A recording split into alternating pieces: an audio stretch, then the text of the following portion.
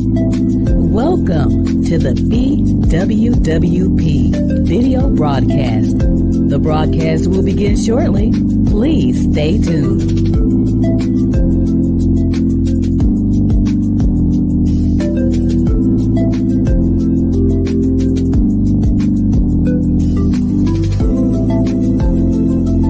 Welcome to the BWWP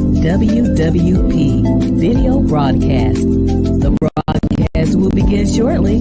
Please stay tuned.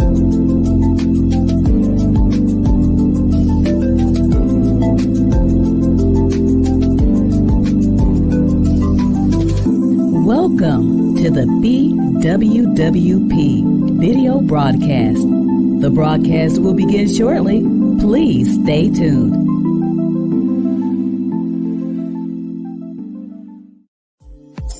Welcome to Black Women's World, where Black women vibe and thrive together.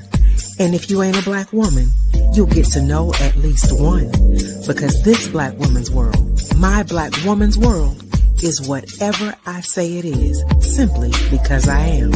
So welcome, Sistanistas and Sistanista lovers. We're here for you. Much love and peace. Well, hey y'all, it's Tracy Mack, host of Black Women's World Podcast. That's the BWWP, baby. Don't get it twisted. Listen, when I first started the Black Women's World Podcast back in 2020, it was just after George Floyd and a lot of things that were going on. And there were some videos, music videos of Black women artists and how we were being seen and presented to the world. And we had that side, but then I knew that there were Black women I knew who were in politics, in medicine, in education, and all different kind of fields who were not being seen and celebrated. So it was my heart's desire to bring those women whom I knew who deserved the spotlight, as much as I could shine the spotlight on them, to bring them to the forefront and really get into their lives as far as their stories, because there's something wonderful about storytelling. Either we hold stories or we tell stories, but every time someone tells a story, you can find yourself in their story. And I just wanted to bring that to light and then have people who didn't know Black women to understand the things that we're about, the things we go through, and not just the struggle, but the royalty, the deity even. And so it was my heart's desire to do that. And over the course since 2024, it shifted. I had co-hosts, I'd bring women on, and then my life shifted. I had a very bad bout with COVID, and some other things really transitioned in my life. And I knew that other Black women were feeling that too. I knew my spirituality was shifting. I knew how I was feeling about the traditional church and religion was shifting. My relationships were shifting.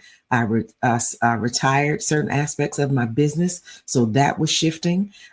Being the primary person responsible for my divorced parents who live in 2 different states, that was, when those roles reversed, that was shifting. And I thought about it, that if I just shared what was going on in my life, that it resonates with so many women, those Sistanistas, and I call people who love Black women Sistanista lovers, that it would resonate with people who were experiencing some of the same things. And then there was a time during that period where I literally lost my voice.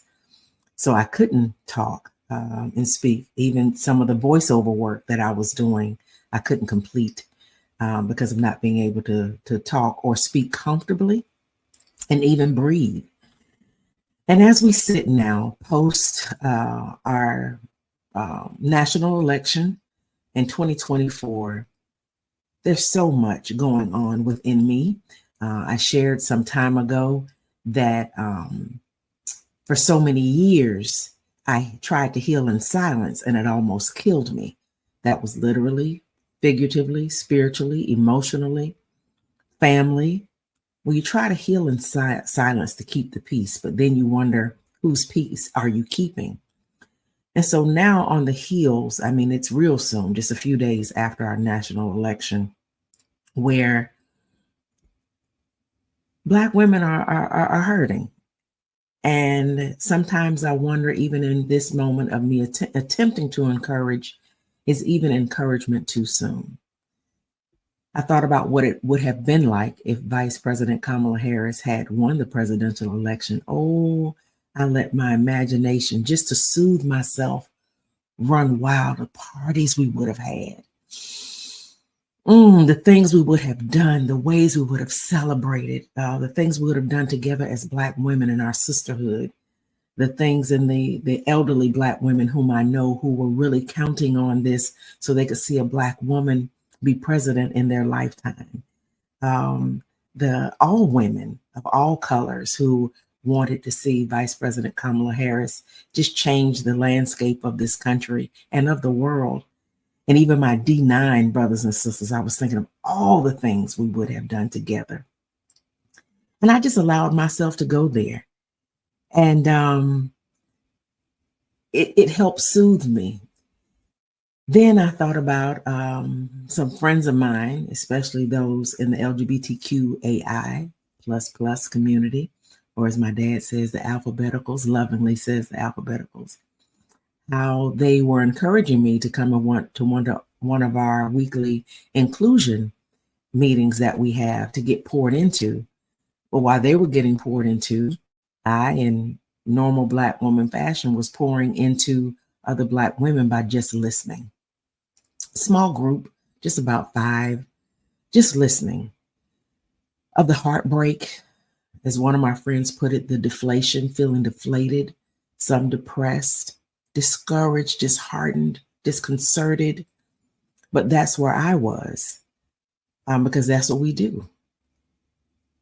And realizing that the national race was not really based on the economy, because we're doing very well. The stock market has broken record numbers very well.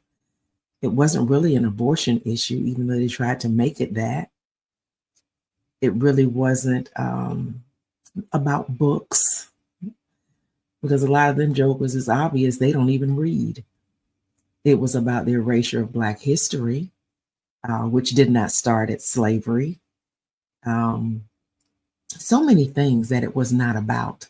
What it really was about was the dispossession of white men feeling threatened and afraid that they would lose their footing as the playing field is being leveled, and being very afraid. Now, what I want us to take some solace in is that it's not a well-oiled machine. We can see the division, the strife, the good old boy network that never really works long. It's really not a well-oiled machine as it is being presented to be. It's actually an old clunker with a loud engine, fueled by fear, that knows its end is near. It's not as near as we had hoped, but its end is near. And so as I begin to try to encourage some of my sisters, by just using, like I said, in some, it's too soon. So if this is too soon for you, keep going. Don't listen, shut it off, because I don't want to exacerbate your grief, because people grieve differently. Some, it takes longer, some anger. There's stages of grief, and we are grieving, not just Black women, but that's who I cater to. So anybody who loves us is automatically catered to you too. But I have to call us out. And some people say, well, Tracy Mack, why do you want to make it about race? We never did. They did. So we get to stand up in it. And I thought about even 2 days post-election, when my phone didn't ring, I didn't get any texts, and I could feel the ache and the vacuum and the silence among my sisters who are tired. Like I said, disappointed, disconcerted, feeling rejected, dejected. And then with the exit polls, we see exactly where it came from. And when we say white men, it's funny how even in the efforts for the immigration policies that they don't even have in place, that the immigration is usually seeing the Black and the brown faces. because those people that come from countries who look like white people get to pass. But the immigration laws will apply to you too. And it's because they don't want to have the browning of America. But baby, it's going to happen. Policies and laws don't stop love and sex. So while they attempt to, and even with the immigration to deport people, the billions of dollars and the time it would take while people are still living here, procreating. See how that works out for you. But I began to think about the vacuum and the silence. I knew that when I was going to my divine imagination about the parties and the celebrations we would have had, that had Vice President Kamala Harris secured the presidential election, the phone calls I would have gotten, the plannings that would have happened, and just the Black girl magic that would have been intensified. And it's not lost because I couldn't even sing. No songs came to mind for a few hours. And then when one did, it was, I don't feel no ways tired. But damn it, I felt tired. I do feel some ways tired. I don't care what y'all say. But I began to think about the rest of the song because I was like, no, I can't sing that. I do. And then the rest of the song, I just let it sit there. I've come too far from where I started from. I could sing that. Nobody told me the road would be easy. I could sing that. And I could also sing, I don't believe he's brought me this far to leave me. And as I began to ponder on that, I don't believe I began to think about, even in my shifting and looking at biblical aspects different in the contradictions of the Bible. He was the pronoun used by translators because God is spirit. And there's a feminine side of God, and even the Holy Spirit being the comforter, or God being El Shaddai, the many-breasted one, the comforter. So I don't believe she brought me this far to leave me. And because spirit is not gender, I don't believe it brought me this far to leave me. I don't. So I just had to sing that over and over again. And then there was a song shared by a colleague, and I would say a friend, and one of my sorors. Her name is Denise Hart. She shared a song for Black women, Lullaby. And it touched my heart. And in my desire to encourage, because I heard the vacuum, I heard the ache, and the silent ache was loud among my sisters. Those of us who some gave their widow's mite. Those of us who drove people to the poll, organizers. Those of us who traveled, made phone calls. I had friends who ran for different offices at different local levels. Some won and some didn't. The sacrifices of time, the laying it all on the line.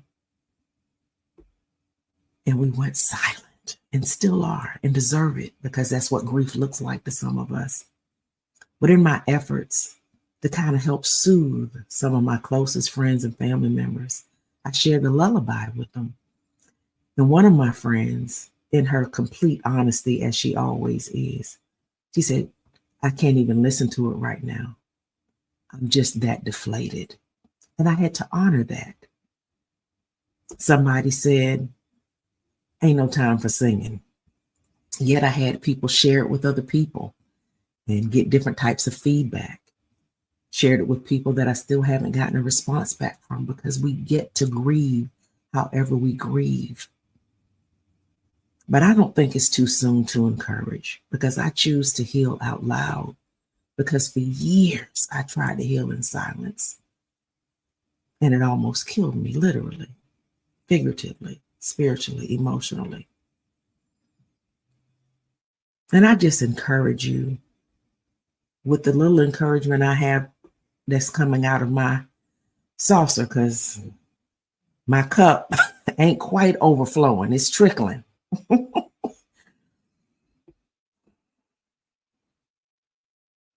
God didn't bring us this far to leave us. I'm even sitting here now. It's very early in the morning, and I have yet to go to a doctor's appointment. And I think about some of the trucks in the parking lot or cars in the parking lot have Trump stickers, and how we as Black women don't know who's driving those trucks. In the operating room is behind the mask a KKK hood. The things that we have to worry about that nobody else does, even Black men.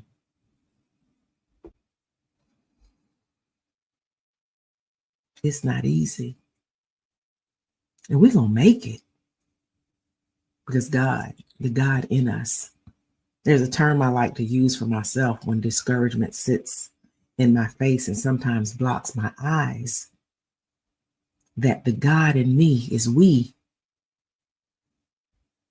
And that's that Ubuntu that comes from our Soweto and Zulu people, that I am we. And sometimes when we're hurting, it's hard for us to see that we through white people, even though we know it wasn't all white people. It's hard for us to see that we outside of ourselves. So give us a minute, give us some time.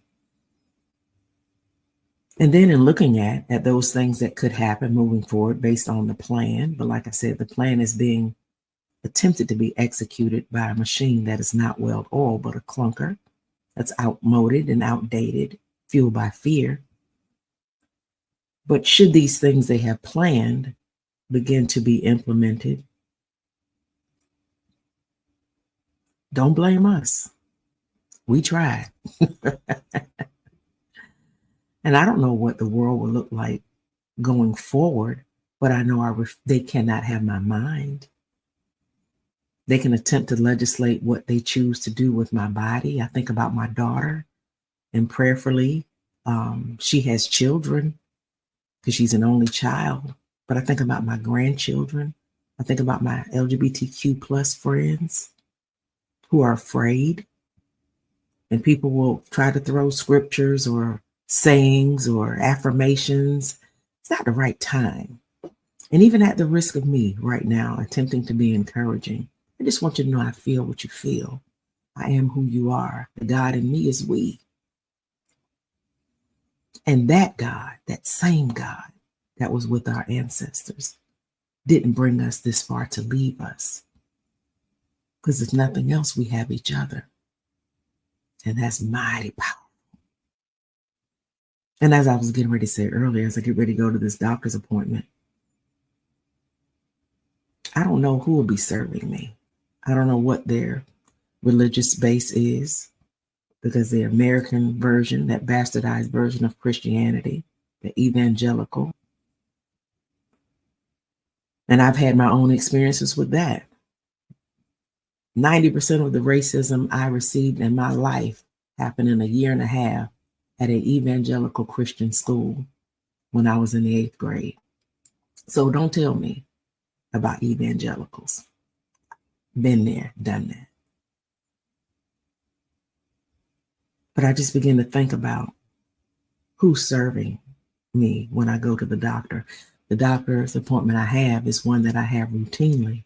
And I've shared with you all before, there's a gentleman. Well, I'm going to just say that because I'm going to be very generous with that gentleman part, who has an issue with masks.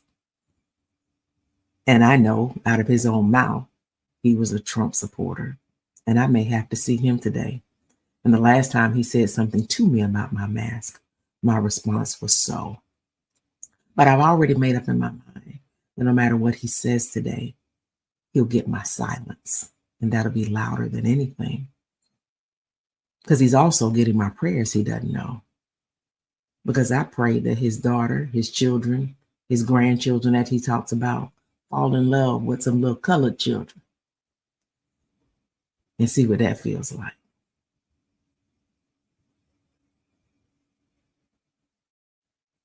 It's okay not to be okay, my sisters and my sister niestas. We won't stay there because it's going to be all right. I was listening to the song by Lettucey, Life may bring us through many changes. It's all right. Just don't give up. Know that it's gonna be all right. People come and they go. That's just the way that it goes. Everything is everything. It's all right. And for the saints that's too secular for, y'all be tripping. Listen to Ty Tribbett if that ain't too much for you.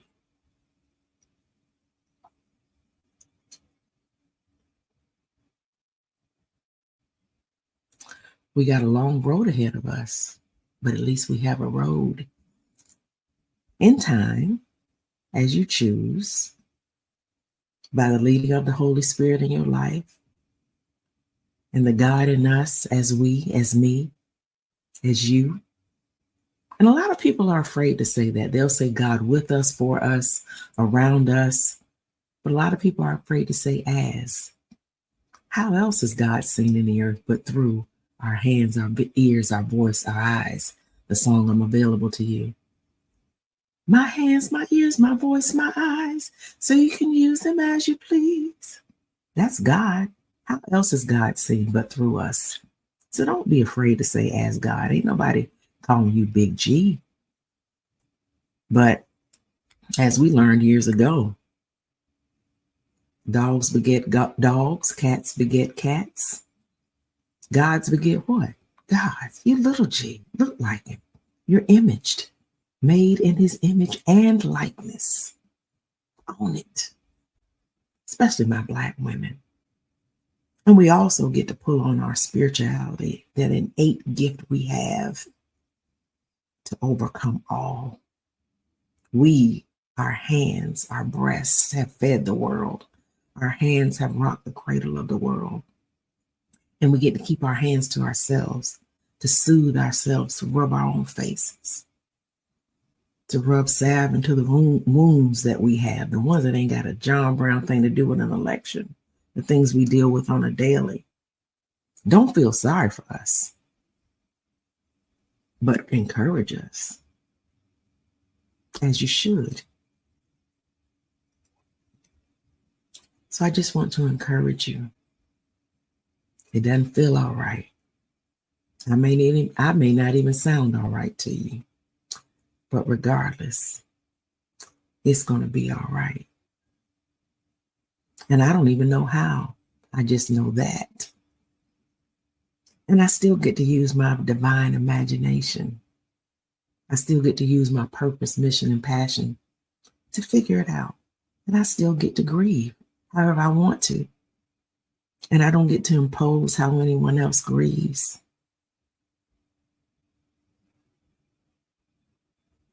And something I want to say to Black women, learn how to ask for stuff.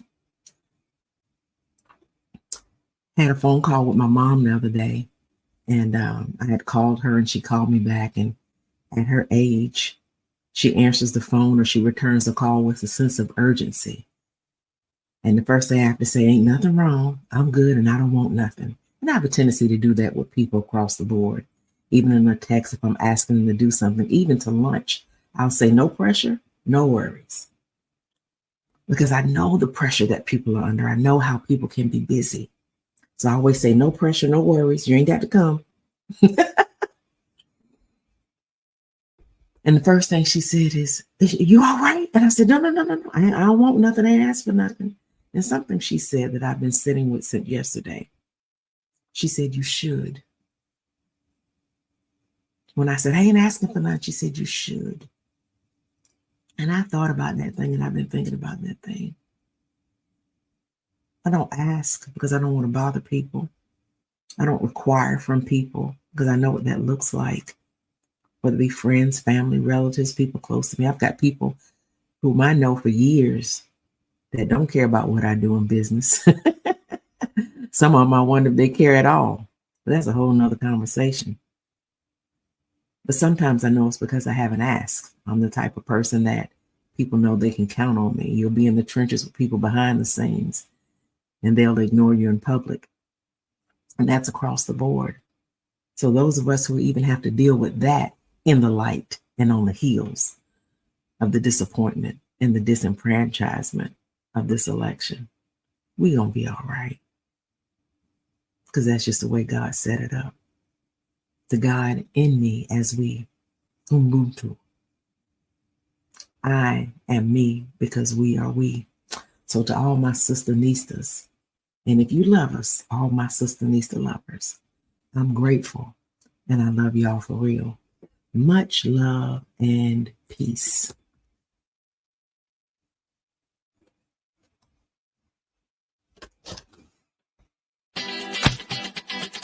You've been listening to Black Women's World Podcast, the BWWP, brought to you in part by Tracy Mack, Solutions for Life Institute, coaching and training services.